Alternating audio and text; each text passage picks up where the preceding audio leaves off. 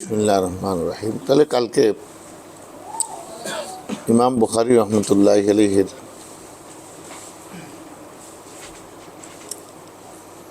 সাওয়ানিহে হায়াত আমরা দীর্ঘ 2-3 সবক মিলে গতকালকে ওনার তাসনিফাত পর্যন্ত আসছে। তালিফাত, ইমাম বুখারী রচিত কিতাবসমূহ, তালিফাতে একটা তালিকা গতকালকে আমরা আলোচনা করেছি। আজকে হলো আহওয়ালু সহিহিল বুখারী। ওনার তাসনিফের মধ্যে সহিহুল বুখারী এই কিতাবটার আহওয়াল নিয়ে আলোচনা করা। যে কোনো কিতাব রচনা করার পিছনে একটা কারণ থাকে, যেটাকে বলা হয় সাবাবুত তালিফ। যেমন ইমাম মুসলিম রহমতুল্লাহ আলাইহি মুকাদ্দিমার মধ্যে কোনো এক ব্যক্তির উদ্ধৃতি দিয়ে, সেটা আরেক বস, এটা মুকাদ্দিমা মুসলিমের মধ্যে পড়বে, লোকটা কে, ওনার ছাত্র না কেউ, এটা ভিন্ন কথা। এটা আমি যাচ্ছি না ওই আলোচনা। যে উনি কিছু সহিহ হাদিস জমা করে দিতে বলছেন, ইমাম মুসলিম রহমতুল্লাহ এই হাদিসগুলো জমা করে দিচ্ছে। সহিহ বুখারী, ইমাম বুখারী তাসনিফ করার পিছনে কারণটা কি, ওজা কি? জবকে এই পর্যন্ত সহিহ হাদিসের উপর কোনো কিতাব আলাদা রচিত হয় নাই দুনিয়াতে।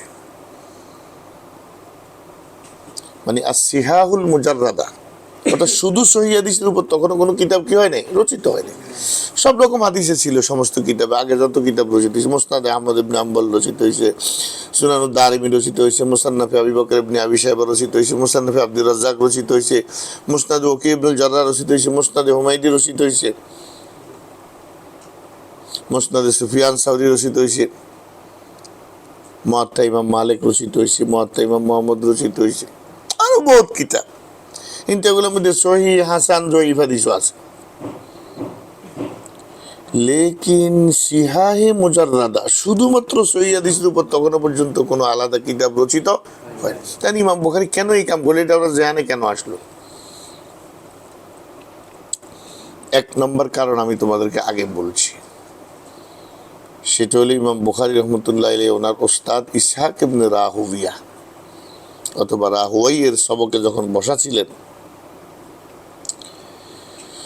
তো ইসহাক ইবনে রাহুয়াই একদিন হাদিসের দর্শে একটা আকাঙ্ক্ষা ব্যক্ত করেছেন। লাউ কামা শাবুন তাকিয়ুন নাকিয়ুন যু হিম্মাতিন আলা জামিল আহাদিসিস সহিহা। আরে রাসূলের হাদিসগুলো সব বিক্ষিপ্ত অবস্থায় আছে, সহিহ জয়ীফ সব একসাথে মিশে আছে। সাধারণ মানুষের জন্য সহিহ হাদিসগুলো ইস্তেখরাজ করে বের করে ওই অনুযায়ী পড়ানো আমল করা বহুত কঠিন। যদি কোনো একজন যুবক, তাকওয়াবান যুবক, হিম্মতওয়ালা যুবক, যোগ্য যুবক, যদি আল্লাহ রাসূলের কিছু সহিহ হাদিস এক জায়গায় জমা করে দিত, তাহলে মানুষ একটা কিতাবে অনেকগুলো সহিহ হাদিস পেয়ে যেত। লাকানা হাসানান, কত ভালো হইতো কাজটা।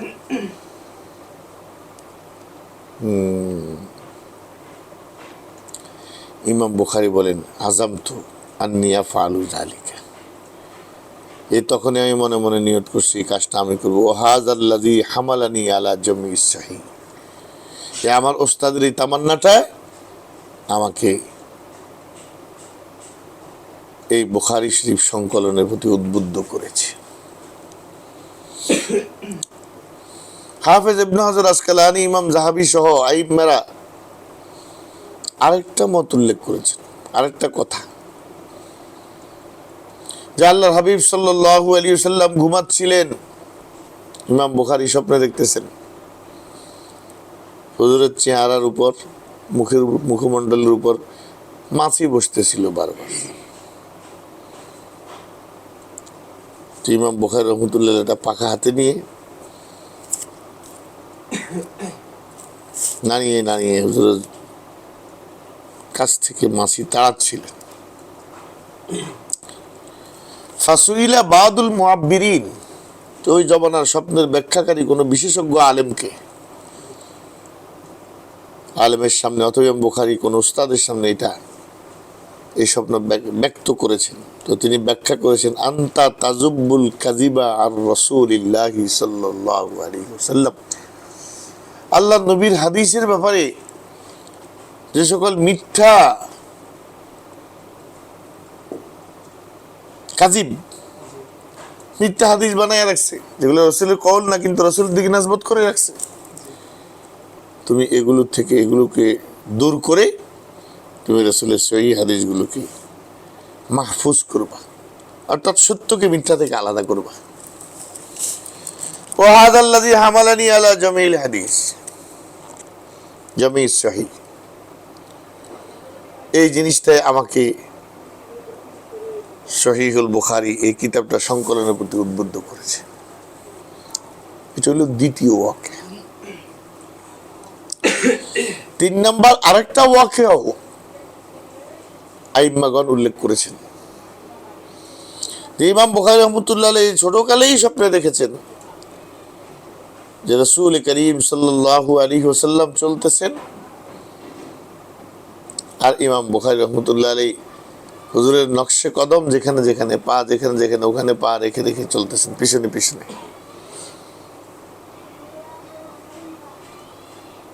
তো কোন স্বপ্নের ব্যাখ্যাকার ওনাকে ব্যাখ্যা করে বুঝিয়েছেন যে এটা তুমি রাসূল করিম সাল্লাল্লাহু আলাইহি ওয়াসাল্লামের সহিহ পায়রবি করবা, সহিহ তাবেদারি করবা,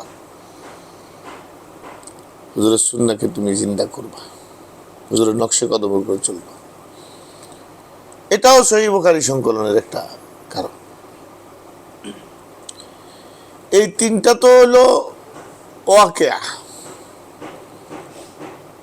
কিন্তু বাস্তবতা হলো ওই দিন বললাম কুল্লু মুয়াসসারুল লিমা খুলিকালা, আল্লাহ যারা দিয়া যে কাজ করাবে ওটা তার জন্য সহজ হয়ে যাবে, তার দিলে বলে ফাআলহামাহা ফুজুরাহা ওয়া তাকওয়াহা, আল্লাহ কারো দিলের মধ্যে ফুজুরকে ইলহাম করে আর কারো দিলের মধ্যে তাকওয়াকে ইলহাম করে। যাকে দিয়ে আল্লাহ যে কাজ করাবেন তার দিলের মধ্যে আল্লাহ সেটা ঢেলে দেন। এই জন্য আল্লাহ হাবিব সাল্লাল্লাহু আলাইহি ওয়াসাল্লাম যখন মাশওয়ারা করতে বসতেন সাহাবায়ে কেরামদেরকে দোয়া পড়তেন, আল্লাহুম্মা আলহিমনা মারাশিদা উমুরিনা ওয়া আইজনা মিন শুরুরি আনফুসিনা ওয়া সাইয়্যাতি আমালিনা। আল্লাহ, আমরা যে সকল উমর নিয়ে মাশওয়ারায় বসছি এগুলোর মধ্যে রুশদ, হেদায়েত, কল্যাণ যেগুলোর মধ্যে আছে এগুলো আমাদের অন্তরে ইলহাম করো, এগুলো আমাদের অন্তরে ঢেলে দাও। তো ইমাম বুখারী রাহমাতুল্লাহ আলাইহির দিলের মধ্যে আল্লাহ এটা ঢেলেছেন যে তুমি তো সারা জীবন মেহনত করে 6 লাখ হাদিস সংকলন করেছ, তো চলো এর ভিতর থেকে বাছাই করে এমন কিছু হাদিস একসাথ করো যাতে আমার হাবিবের উম্মতরা এক জায়গায় অনেকগুলো সহিহ হাদিস পেয়ে যায়। अब यहाँ एक अहम सवाल है, अहम सवाल হলো ইমাম বুখারীর চেয়ে বড় বড় কত ইমাম গেল আগে, কত আলা দরজার মুত্তাকি গেল তারা, তো তাগো উপরে এলামটা উঠাইল না, তারা কেন এই কাজের দিকে মনোনিবেশ করলেন না? হাদিউস সারির মধ্যে মুকাদ্দিমা ফাতুল বারির মধ্যে হাফেজ ইবনে হাজারের ব্যাপারে সুন্দর বলেছেন, তিনি বলেন কানা সালাফু ইয়াকরাহুনা, সালাফরা এটাকে অপছন্দ করতেন যে আইয়াজমাউ আল আহাদিস আস-সহিহাতা ফি কিতাবিন মুজাররাদিন, আলাদা কোন জায়গায় সহিহ হাদিস জমা করবেন, কারণ অহম কানু ইয়ালামুনা আন্নাহুম লা ইউহিতুনা বিইলমিল হাদিসি কুল্লিহি বিসহিহিল আহাদিসি কুল্লিহা, কারণ সালাফরা জানে যে আমরা এক জায়গায় রাসূলের সমস্ত সহিহ হাদিস জমা করতে পারবো না। এখন যদি কিছু হাদিস জমা করি তাহলে মানুষের মধ্যে মন মানসিকতা হয়ে যাবে এগুলাই হাদিস আর বাকিটি হাদিস না। তখন উম্মত হাদিসের এক বিশাল জকিরা হারাইয়া ফেলবে, ওই হাদিসগুলোর উপর মুনহাসির হয়ে যাবে, নির্দিষ্ট হয়ে যাবে, ওই হাদিসগুলোর উপর নির্ভরশীল হয়ে যাবে, বাকি সব হাদিস পরিত্যাগ করবে। এতে তো দিনের 3 ভাগে 2 ভাগে চলে যাবে, আরো বেশি চলে যাবে। এই জন্য ইমাম বুখারীর আগের সালাফরা এই কামটাকে অপছন্দ করতেন। কিন্তু তারা যেই কোনো হাদিসকে ব্যাখ্যা করে বুঝাই দেয় এটা সহিহ, এটা হাসান, এটা জয়ীফ। যদিও এই সকল ইস্তেলাহাত গুলো পরবর্তীতে চালু হয়েছে, এটা সহিহ লিজাতি, এটা সহিহ লিগারি, এটা হাসান লিজাতি, এটা হাসান লিগারি, এটা জয়ীফ। এটা জয়ীফের মধ্যে কত প্রকার আছে, মুনকার, শাজ, মুআল্লাল, মুদাল্লাস, মুরসাল, মুআল্লা, কত প্রকার আছে। এগুলো পরবর্তীতে বিভিন্ন ইস্তেলাহ হয়েছে। যে সাকে এলমে নাহু হয়েছে পরবর্তীতে, এলমে সরফ হয়েছে পরবর্তীতে, ঠিক এলমে উসুলুল হাদিসও পরবর্তীতে হয়েছে। কিন্তু তখনও বাইনা সহিহ ওয়া সাকিম, কোন হাদিস ঠিক কোন হাদিসের মধ্যে ঝামেলা, এটা মুহাদ্দিসরা ভাগ করে দিতে পারতেন। তাদেরকে আল্লাহ যোগ্যতা দিয়েছে। এদের মধ্যে ইমাম শুবা ইবনুল হাজ্জাজ, সবার আগে ইমাম ইবনু শিহাব আজ-জুহরি, মুহাম্মদ ইবনে শিহাব জুহরি বলছি না, ইমাম আমির আশ-শাবি, ইমাম শুবা ইবনুল হাজ্জাজ, এরাও ওনারা বড় বড় আইম্মাতুল জারহ ওয়াত তা'দীল ছিলেন। ইমামে আযম আবু হানিফা বিশাল বড় আইম্মাতুল জারহ ওয়াত তা'দীল ছিলেন। ইমাম তিরমিজি কিতাবুল ইলাহে নকল করছেন ইমাম আবু হানিফার কওল, মা রাআইতু আফযালা মিন আতা ইবনে আবি রাবাহ ওয়ালা আকযাবা মিন জাবির আল জুফি। ইমাম বুখারী, ইমাম আবু হানিফা বলছেন, আমি এই জমিনের মধ্যে আতা ইবনে আবি রাবাহ থেকে উত্তম কাউকে পাই নাই, আর জাবির আল জুফি থেকে বড় মিথ্যুকার দেখছি না। এই জাবের জোফি আর আতা ইবনে আবি রাবাহর জীবনী আলোচনা করতে ইমাম আবু হানিফার কলকে নকল করা হয়। উনিটা ইমাম আইম্মাতুল জারহ ওয়াত তা'দীল ছিলেন।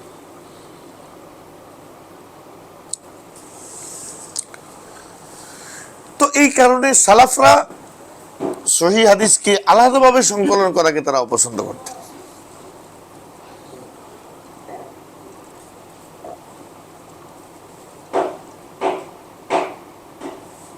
আরো একটা জিনিস ছিল সালাফদের, তারা হাদিস সংকলনের সময় মারফু, মাওকুফ, মাকতু সব এক জায়গায় জমা করে নিত। তোমরা দেখবা পূর্ববর্তী কিতাবগুলোর মধ্যে ম্যাক্সিমাম কিতাবে এই দশা।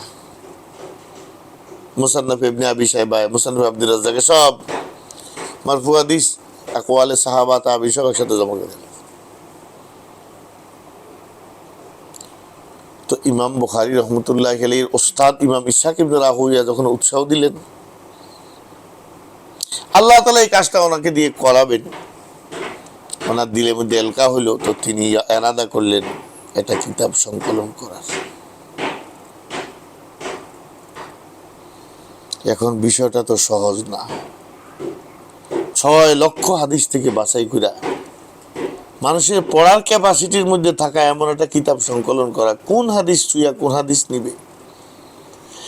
কারণ ইমাম বুখারী রাহমাতুল্লাহি আলাইহি থেকে অন্তত 20 জন ইমামু আহলি সিরাতি ও তারিখ ও তারাজিম আইম্মারা নকল করছেন। ইমাম বুখারী বলে, হাফিজতু মিনাস সিহাহি মিয়াত আলফি, আমার কাছে হাদিস আছে 6 লাখ, তার মধ্যে সহিহ হাদিস আছে 1 লাখ। সহিহ হাদিস আছে কি? তো এটা তো জাহের, এই কথা তো পরিষ্কার যে সহিহ হাদিস যদি ইমাম বুখারী বলেন তাহলে ওনার শর্ত মোতাবেক সহিহ। উনি যে সকল শর্তগুলো ওনার কিতাবে নকল করার জন্য লাজেম করছেন, ওই শর্ত মোতাবেক সহিহ হইলে তো উনি এগুলোকে সহিহ বলবেন। তাহলে বুখারী শরীফে আনার মতো সহিহ হাদিস আছে ইমাম বুখারীর কাছে 1 লাখ। अब 1 लाख हदीस अगर जमा किया जाए कौन पढ़ेगा भाई ये किताब?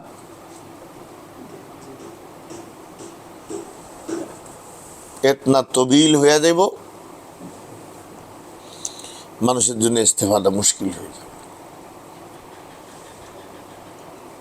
তো ইমাম বুখারী রাহমাতুল্লাহি আলাইহি ইন্তেখাব করলেন এই 1 লাখ থেকে তাকরার ব্যতীত শুধু 4000 হাদিস। কয় হাজার হাদিস?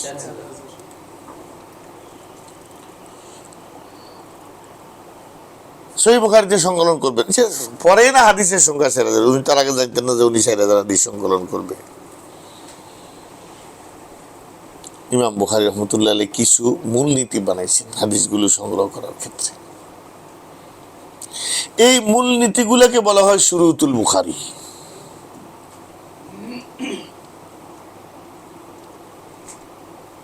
যেমন সবই সহি, কিন্তু এই এই এই এই সিফত রাবীদের মধ্যে থাকলে আমি হাদিসটা বুখারীতে আনব। এই শুরুতুল বুখারী গুলো কি কি? শুরুতুল বুখারীর মধ্যে এক নম্বর শর্ত যেটা তোমরা মশহুর জানো, যে ইমাম বুখারী সহ ইমাম বুখারীর সাথে জমহুর আইম্মার সাথে এই মাসলা একটু ইখতিলাফ হলো, রাবি মারবি আনহুর মধ্যে লিকা, মুলাকাত। ইমাম বুখারীর শর্ত হইল যে যার থেকে হাদিস বর্ণনা করবেন তার সাথে জীবনে একবার হলেও মোলাকাত সাবেত হইতে হইব দলিল দ্বারা। যেটাকে এখন বাংলাদেশের মধ্যে আমরা আছি, একই সময়ে তুরস্কে আছে শেখ আওয়ামা, মাসালান হাদিসের বড় ইমাম, বর্তমানে উনি। পাকিস্তান আছে মনে করো শেখুল ইসলাম আল্লামা তাকি ওসমানী, উনি এখনো হায়াতে আছে। এখন তোমাদের সাথে শেখ আওয়ামা আর শেখুল ইসলাম আল্লামা তাকি ওসমানীর মোলাকাত মুমকিন কিনা? মুমকিন তো।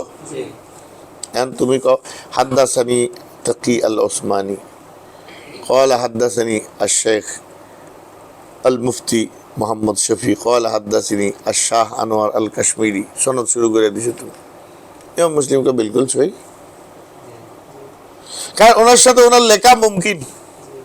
তবে বিষয়টা এত মামুলি না, জমহুর মুহাদ্দিসরা থেকে লেখা মুমকিন এমন মামুলি না, এদ্দু সাবত হইতে হবে যে এবারে পাকিস্তান সফরে গেছে।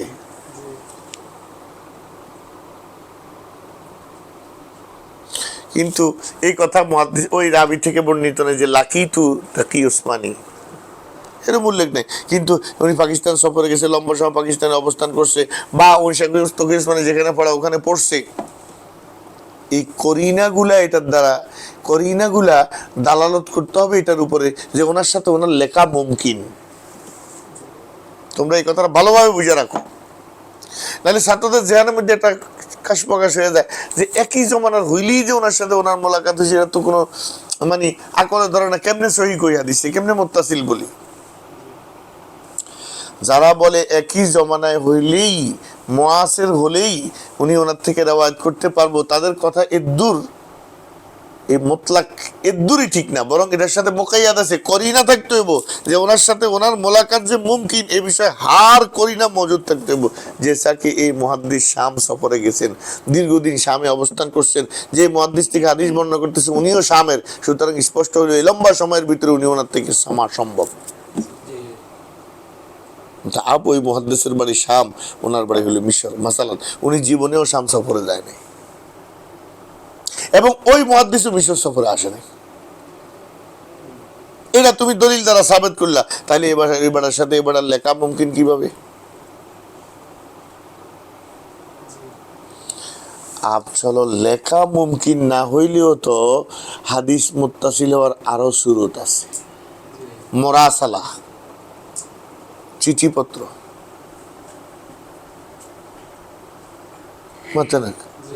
একজনের সাথে আরেকজনের চিঠিপত্র যোগাযোগ হয়েছে, উনি ওনার হাদিস লিখতে কাগজে পাঠাইছে, উনি ওনার জবাব লিখতে পাঠাইছে, এইভাবেও তো মুত্তাসিল হইতে পারে। অথবা উনি ওনার লেখা কিতাবটা ওনার কাছে অমুক শহরে পাঠাই দিয়েছে, তাই আমি আমার কিতাবটা আমার কাছে পাঠাইলাম, আমার এই কিতাবে আমি যেতনা সনদে হাদিসগুলো বর্ণনা করছি এগুলো দিয়ে আপনি হাদিস বর্ণনা করার জন্য আমি আপনাকে ইজাজত দিলাম। এইভাবেও তো সনদ মুত্তাসিল হইতে পারে। তাহলে শুধু লেখায় রাবিকে শর্ত করা এটা ইনসাফ না। এই জন্য ইমাম মুসলিম রহমতুল্লাহ এটা যথেষ্ট বিরোধিতা করছেন, মুকাদ্দিমা তুফান করে আলেছে।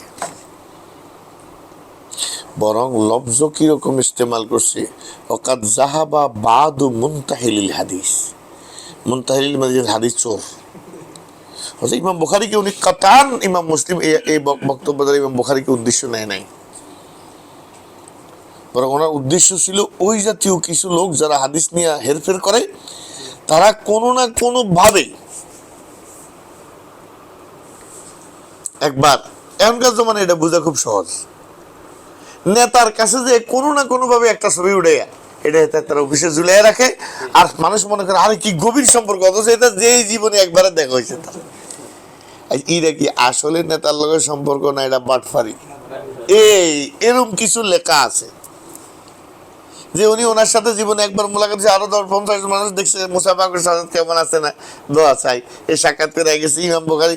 আর এখন যে সকল লোকেরা বাটফারি করতে চায় তারা কয় লেখা যেহেতু সত্য, একবার মোলাকাত সাবত হয়েছে, তো এবারতে যত হাদিস বর্ণনা করবো সব মুত্তাসিল, ইমাম মুসলিমকে খাইছে, তো হাদিস চুরির রাস্তা না খুলে গেল।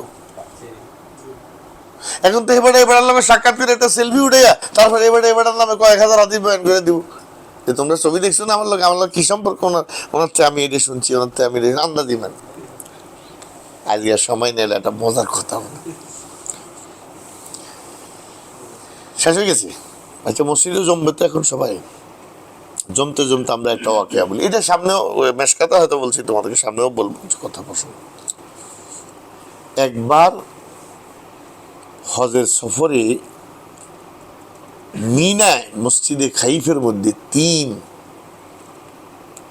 বিখ্যাত ইমাম একসাথে, দুনিয়ার 3 জন বিখ্যাত ইমাম, আলী ইবনুল মদিনী, ইয়াহিয়া ইবনু মাইন, আহমদ ইবনে হাম্বল, 3ও জিবালুল ইলম একসাথে হয়েছে হজের মৌসুমে। হজের সময় তো সব বড়রা একসাথে হইতো তখনকার জমানে। দেখে যে ওই সময় আহমদ ইবনে হাম্বল জানি কোন দিকে গেছেন বা সাথে নাই অথবা সাথে ছিলেন, দেখে যে এক ব্যক্তি মিনা হাদিস বয়ান করতেছে, হাদ্দাসানি ইয়াহিয়া ইবনু মাইন ক্বালা হাদ্দাসানি ফুলান ইবনু ফুলান ক্বালা হাদ্দাসানি ফুলান ইবনু, হাদিস বয়ান করতেছে, সনদ বয়ান করতেছে, আমাকে ইয়াহিয়া ইবনু মাইন হাদিসটা শুনেছে। একটু পরে আবার হাদিসকে হাদ্দাসানি আলী ইবনুল মদিনী ক্বালা হাদ্দাসানি ফুলান ইবনু ফুলান। ইয়াহিয়া ইবনে মাইন আলী ইবনুল মদিনীর দিকে তাকায়, আলী ইবনুল মদিনী আমরা কবে হাদিস তারা তো চিনিও না আমরা।